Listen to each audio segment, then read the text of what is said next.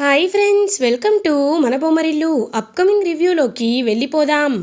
Rudra and Ganga Shakuntala birthday కోసం cake చేయాలి అని డిసైడ్ అవుతారు. గంగని మాత్రమే కేక్ రెడీ చేయమని చెప్పిన శకుంతల కోసం గంగ చాలా ఇబ్బంది పడుతూ ఉంటుంది.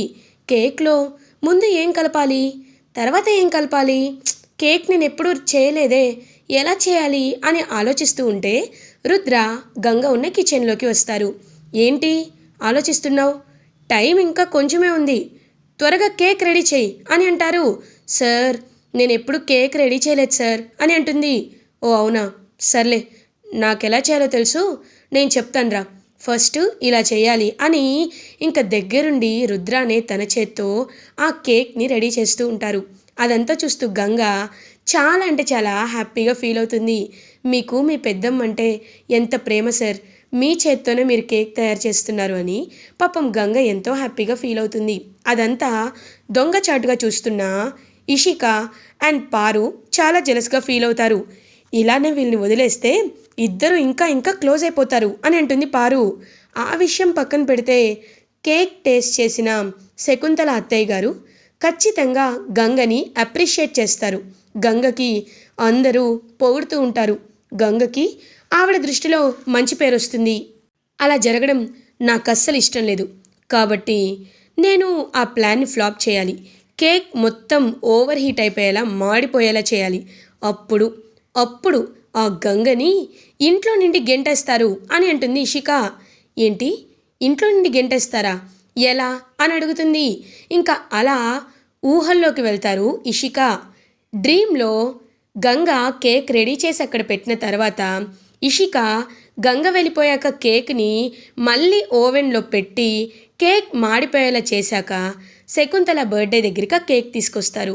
ఏంటి గంగ కేక్ చూస్తున్నావు, ఓపెన్ చెయ్యి అని ఇషికాగా అనగానే ఇంకా కేక్ని ఇలా ఓపెన్ చేస్తుంది. కేక్ అంతా మాడిపోయి ఉంటుంది. శకుంతల ఒక్కసారిగా షాక్ అయిపోతుంది.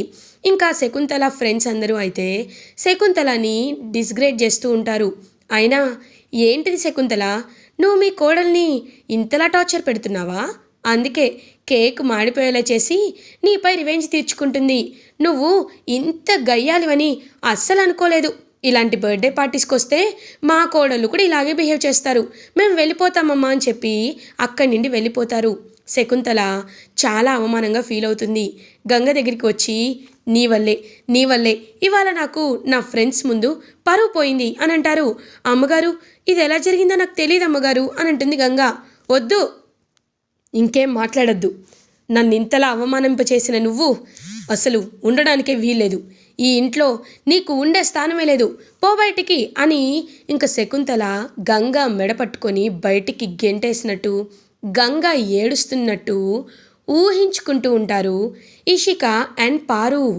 వావ్, ఈ ఊహ చాలా బాగుంది, అలా అయితే ఇప్పుడే ప్లాన్ని వర్కౌట్ చేసేద్దాం అని ఇంకా అలా ఇషిక అయితే లోపలికి వెళ్తుంది. గంగ పక్కకు వెళ్ళగానే ఇషిక వెళ్ళి ఆ కేక్ని మళ్ళీ ఓవెన్లో పెట్టి ఏమీ తెలియనట్టు అక్కడి నుండి వచ్చేస్తుంది. ఇది ఇలా ఉండగా శకుంతల బర్త్డే పార్టీ అనేది రియల్గా కండక్ట్ అవ్వడం జరుగుతూ ఉంటుంది.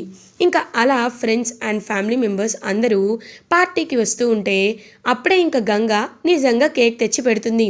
ఇప్పుడు చూడు పారు, ఆ కేక్ ఓపెన్ చేసి చూడగానే ఫుల్గా మాడిపోయి ఉంటుంది, అందరూ తిడతారు అని ఈగగా వెయిట్ చేస్తూ ఉంటే కేక్ ఓపెన్ చేసి చూడగానే చాలా ఫ్రెష్గా టేస్టీగా కనబడుతుంది. ఒక్కసారిగా ఇషిక పారు ఇద్దరు షాక్ అయిపోతారు. ఇంకా శకుంతల కేక్ వైపు చూస్తూ ఉంటుంది. అమ్మగారు, మీకు ఈ ఫ్లేవరింగ్ అంటే చాలా ఇష్టమంట కదా, నాకు రుద్ర సార్ చెప్పారు, అందుకే మీకు ఇష్టమని చాక్లెట్ ఫ్లేవర్ కేకే చేశానమ్మగారు అని అంటుంది పాపం గంగా. ఇంకా శకుంతల ఏమీ మాట్లాడకుండా అలా సైలెంట్గా చూస్తూ ఉంటుంది. ఇంకా అలా ఫ్రెండ్స్ అందరూ ఓకే బర్త్డే కేక్ని కట్ చేయండి అని ఇంకా అలా బర్త్డే కేక్ని అయితే అందరి ముందు గ్రాండ్గా కట్ చేసి సెలబ్రేట్ చేసుకుంటూ ఉంటారు. ఫస్ట్ అయితే పీస్ అనేది విజేంద్ర ప్రతాప్కి పెడతారు. ఇంకా పాపం రుద్ర అలా చూస్తూ ఉంటే గంగ కూడా రుద్ర వైపు చూస్తూ ఉంటుంది. శకుంతల హ్యాపీగా ఉండడమే చాలనుకుంటాడు రుద్ర.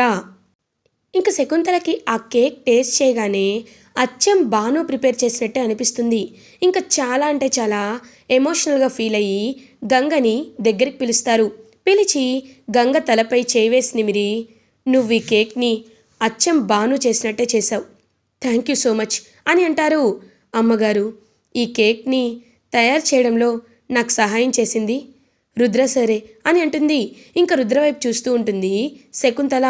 అలా బర్త్డే పార్టీ అనేది చాలా అంటే చాలా గ్రాండ్గా హ్యాపీగా జరుగుతుంది. ఇంకా విజయేంద్ర ప్రతాప్ ఫ్యామిలీ మెంబర్స్ అందరూ హ్యాపీగా ఎంజాయ్ చేస్తూ ఉంటారు. కరెక్ట్గా అదే టైంకి వీరు ఇషిక ఇద్దరు మాట్లాడుకుంటూ ఉంటారు. బ్రో, నేను ఒక ప్లాన్ చేశాను, కానీ ఆ ప్లాన్ ఎలా ఫ్లాప్ అయిందో నాకు అర్థం కావటం లేదు బ్రో అని అంటారు. మీరు చేసిన ప్లాను ఫ్లాప్ అవడానికి కారణం రుద్రాబావే. ఎందుకంటే అని అనేసరికి ఫ్లాష్ బ్యాక్లో క్లియర్గా ఎప్పుడైతే ఇషిక ఆ కేక్ని మళ్ళీ ఓవెన్లో పెట్టి ఓవర్ హీట్ చేయాలనుకుంటుందో కరెక్ట్గా అప్పుడే రుద్ర ఏదో పనిపై కిచెన్లోకి వస్తాడు. ఇదేంటి, గంగా ఓవెన్ ఆఫ్ చేయడం మర్చిపోయిందా? అయ్యో, కేక్ మాడిపోయిందే, ఇప్పుడెలా? త్వరగా మళ్ళీ చేయాలి అని రుద్రే పాపం చకచక కేక్ని మళ్ళీ ప్రిపేర్ చేసి ఓవెన్లో పెట్టి ఫ్రెష్గా బేక్ చేస్తాడు. అంటే రుద్రబాబు గారి వల్ల మన ప్లాన్ అంతా ఫ్లాప్ అయిందనమాట. ఛ అని అనుకుంటుంది ఇషిక. పర్లేదులే, ఒక ప్లాన్ ఫ్లాప్ అయితే ఏంటి, ఇంకొక ప్లాన్ ఉంది కదా. అక్కడ చూసావా విజయేంద్ర ప్రతాప్ మావయ్య గారు ఎలా నడుచుకుంటూ వస్తున్నారో అని అంటారు. అవును, మావయ్య గారు వస్తే ఏముంది అని అంటుంది ఇషిక. ఇప్పుడు అందరూ పార్టీ మోడ్లో ఉన్నారు. నిజంగా వీళ్ళందరి నవ్వులు సంతోషం చూస్తుంటే నాకు చాలా కోపంగా ఉంది. అందుకే వీళ్ళందరూ బాధపడాలి అంటే శకుంతలాదేవి వాళ్ళ భర్త విజయేంద్ర ప్రతాప్ మావయ్య గారికి ఏదో ఒక ప్రమాదం జరగాలి. అందుకే స్టెప్స్ పైన చూడు అనేసరికి స్టెప్స్ పై ఆయిల్ వేసి ఉంటుంది. ఇప్పుడు ఆయన కిందకి నడుచుకుంటూ వస్తారు. ఆయిల్ పై కాలు వేస్తారు, జారి పడిపోతారు. ఆయన కాళ్ళకి దెబ్బ తగలడం వల్ల పార్టీ మొత్తం నాశనం అయిపోతుంది. ఇప్పటి వరకు నవ్విన నవ్వులన్నీ మాయమైపోయి అందరూ ఏడుస్తూ ఉంటారు. నాకు కావాల్సింది ఇదే అని అంటాడు వీరు. వావ్ బ్రో, నువ్వు సూపర్ ప్లాన్ వేశావు, అయితే వెయిట్ చేద్దామనేసరికి ఇంకా అలా విజయేంద్ర ప్రతాప్ కిందకి దిగుతూ వస్తూ ఉంటే కరెక్ట్గా అప్పుడే గంగా పెద్దోరు అని కరెక్ట్గా ఆయన అడుగు స్టెప్ పై వేయబోతుంటే ఆయన కాళ్ళని ఇలా గట్టిగా పట్టుకుంటుంది గంగా. గంగా, ఏం చేస్తున్నావు అని అంటారు విజయేంద్ర ప్రతాప్.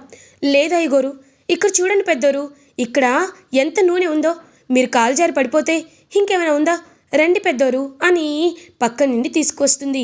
అదంతా చూస్తూ శకుంతల, ఏమండి మీకేం కాలేదు కదా అని అంటారు. లేదు, నాకేమీ కాలేదు, కానీ గంగ లేకపోతే ఖచ్చితంగా ఇవాళ నాకు పైకి పోయేవాడిని అనేసరికి, ఏమండి ఏంటా మాటలు, అలా అనొద్దు అని అంటారు. శకుంతల, నాకు ఒకటి అర్థం కావట్లేదు, నీ పంతం దేనికి? రుద్ర చిన్నప్పటి నుండి తెలుసు, రుద్ర చాలా ఇంట్రోవర్ట్, తన మనసులో ఉన్న కోరికలు ఎప్పుడు బయట పెట్టడు. అలాంటిది ఇప్పటి వరకు చిన్నప్పటి నుండి ఇంత ఏజ్ వరకు నోరు తెరిచి ఒకే ఒక్క కోరిక అడిగాడు. బాక్సింగ్లో గంగకి టాలెంట్ ఉంది, తన్ని ఛాంపియన్ చేద్దాం పెద్దమ్మ, ప్లీజ్ బాక్సింగ్కి ఒప్పుకోండి అని నోరు తెరిచి అడిగాడు. అలాంటిది నువ్వెందుకు తన కోరికని కాదంటున్నావు? ఎందుకు రుద్ర విషయంలో ఇంత ఘోరంగా ఆలోచిస్తున్నావు అని అడుగుతారు. వెంటనే ఇంక శకుంతల ఆలోచనలో పడుతుంది. ఇంకా అలా రుద్ర శకుంతల దగ్గరికి వచ్చి, పెద్దమ్మ, మిమ్మల్ని బ్రతిమలాడడానికి నాకు ఎలాంటి నామోషి అడ్డు రావటం లేదు, కానీ మాకు ఒక్క ఛాన్స్ ఇవ్వండి, గంగ టాలెంట్ అంటే ఏంటో నేను ప్రూవ్ చేస్తాను అని పాపం అలా అడుగుతాడు రుద్ర. ఇంకా వెంటనే శకుంతల రుద్ర కళ్ళల్లోకి చూసి భానుని గుర్తు చేసుకుంటూ గంగ వైపు చూస్తూ, నా పుట్టినరోజుని భాను ఎంతో ఘనంగా జరిపేవాడు. ఎప్పుడు భాను అంటూ ఉండేవాడు, అమ్మా అన్నయ్య చాలా మంచివాడు, ఎప్పుడైనా అన్నయ్య ఏదడిగినా కాదన్నను నేను అన్నయ్య కోసమే బ్రతుకుతాను అనేవాడు. అలాంటిది ఇప్పుడు వాడు లేడు. వాడి కోరిక నువ్వు సంతోషంగా ఉండడం. వాడు నీ వల్ల చనిపోయాడా లేదా అనే విషయాన్ని పక్కన పెడితే, నువ్వు సంతోషంగా ఉంటే వాడు సంతోషంగా ఉంటాడు. కాబట్టి భాను కోసం నువ్వడిగిన దాన్ని ఒప్పుకుంటున్నాను. సరే, ఆఖరి అవకాశం ఇస్తున్నాను. గంగని బాక్సింగ్ పోటీలకు తీసుకువెళ్ళు. బాక్సింగ్ కాంపిటీషన్లో గంగ ఈసారి ఓడిపోతే మాత్రం జీవితంలో గ్లౌజ్ ముట్టుకోదు అని నాకు మాటివ్వు అని అంటారు శకుంతల. పెద్దమ్మ, థ్యాంక్ యూ సో మచ్. నేను మీకు ప్రామిస్ చేస్తున్నాను, ఎప్పటికీ బాక్సింగ్ జోలికే గంగ వెళ్ళదు ఓడిపోతే. కానీ గెలిస్తే తను ఇంటర్నేషనల్ ఛాంపియన్ అయ్యేంత వరకు నేను తీసుకువెళ్తాను. థ్యాంక్ యూ సో మచ్ పెద్దమ్మ అని ఇంకా ఎంతో అంటే ఎంతో హ్యాపీగా ఫీల్ అవుతారు రుద్ర. ఇంకా గంగ కూడా చాలా హ్యాపీగా ఫీల్ అవుతుంది. అలా ఇంకా గంగ రుద్రతో, సార్ మీరు మీ స్టూడెంట్ ఒక అమ్మాయి దీప్తి ఉందని చెప్పారు, తన్ని అకాడమీకి పంపించానని చెప్పారు కదా సార్ అని అంటారు. గంగ, నాకు ఒక 1 అవర్ బ్యాకే ఫోన్ కాల్ వచ్చింది, దీప్తి మిస్ అయిందంట. దీప్తికి నేను కాల్ చేశాను. కాల్ చేస్తే, సార్ నేను మీ దగ్గర ట్రైనింగ్ తీసుకున్న మాట నిజమే, కానీ నేను మీ తరపున బాక్సింగ్లో పోటీ చేయలేను, ఎందుకంటే నన్ను బెదిరిస్తున్నారు అంటున్నారు. నేను మళ్ళీ నా ధైర్యాన్ని నమ్మకాన్ని కోల్పోయాను. కానీ ఇప్పుడు పెద్దమ్మ మళ్ళీ మాటిచ్చింది, నాకు చాలా అంటే చాలా హ్యాపీగా ఉంది అని ఇంకా అలా గంగని చూస్తూ హ్యాపీగా ఫీల్ అవుతాడు రుద్ర. కానీ విన్నావు కదా గంగ, నువ్వు చాలా అంటే చాలా ఫోకస్ చేయాలి. పెద్దమ్మ మనకి ఆఖరి అవకాశం ఇచ్చింది, ఈ అవకాశాన్ని మనం నిలబెట్టుకోవాలి అని అంటారు. తప్పకుండా నిలబెట్టుకుంటాను సార్, తప్పకుండా అని అంటారు.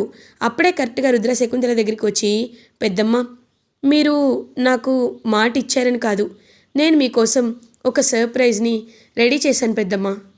తప్పకుండా సార్, ఈ ఆఖరి అవకాశాన్ని నేను అస్సలు వదులుకోను, మీ పేరు ఖచ్చితంగా నిలబెడతాను సార్ అని అంటుంది గంగా. ఇంకా చాలా హ్యాపీగా ఫీల్ అవుతాడు రుద్ర. ఇదంతా విన్న పారు మాత్రం చాలా ఇరిటేటింగ్గా ఫీల్ అవుతుంది. ఇంకా వెంటనే అలా రుద్ర అయితే శకుంతలకి ఒక బర్త్డే సర్ప్రైజ్ని ఏర్పాటు చేస్తాడు. ఆ సర్ప్రైజ్లో భాగంగా, పెద్దమ్మ ఒకసారి అటు చూడండి అనగానే ఇంకా భాను ఏఐలో కనబడుతూ ఉంటాడు. భానుని చూసి ఒక్కసారిగా షాక్ అయిపోతుంది. వెంటనే శకుంతల భాను అని అంటుంది. అమ్మా, నేను ఏ లోకంలో ఉన్నా ఎప్పుడు నీ గురించి మన వాళ్ళ గురించే ఆలోచిస్తూ ఉంటాను. ఖచ్చితంగా నువ్వు నా గురించి బాధపడుతూ ఏడుస్తూ ఉంటే నేను ఇక్కడ ఏడుస్తూ ఉంటాను. కాబట్టి ప్లీజ్ వద్దు, నువ్వు ఏడవద్దు, నువ్వు సంతోషంగా ఉండడమే నాకు కావాలమ్మా, నువ్వెప్పుడు నవ్వుతూ ఉండడమే నాకు ఇష్టమని పాపం అలా భానుని ఏఐలో క్రియేట్ చేస్తాడు రుద్ర. అదంతా చూస్తూ శకుంతల చాలా అంటే చాలా హ్యాపీగా ఫీల్ అవుతుంది. ఇంక ప్రమీల కూడా ఎంతో హ్యాపీగా ఫీల్ అవుతుంది. ఇది ఇలా ఉండగా మార్నింగ్ అవుతుంది.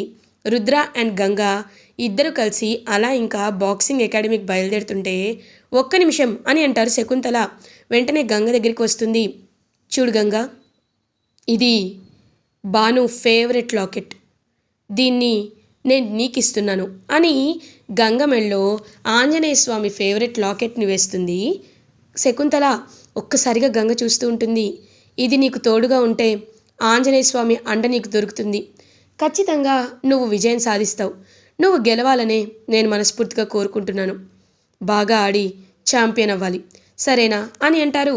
అమ్మగారు అని శకుంతలని పాపం హక్ చేసుకుంటుంది. అలా గంగా ఇంకా శకుంతల హ్యాపీగా ఫీల్ అవుతుంది. పెద్దమ్మ చాలా హ్యాపీగా ఉన్నారని చెప్పి ఇంకా అలా రుద్ర కూడా ఎంతో హ్యాపీగా ఫీల్ అవుతాడు. ఇంకా వెళ్తారు ఇద్దరు. అలా ఇంకా అదంతా చూస్తూ వీరు చాలా ఇరిటేటింగ్గా ఫీల్ అవుతాడు.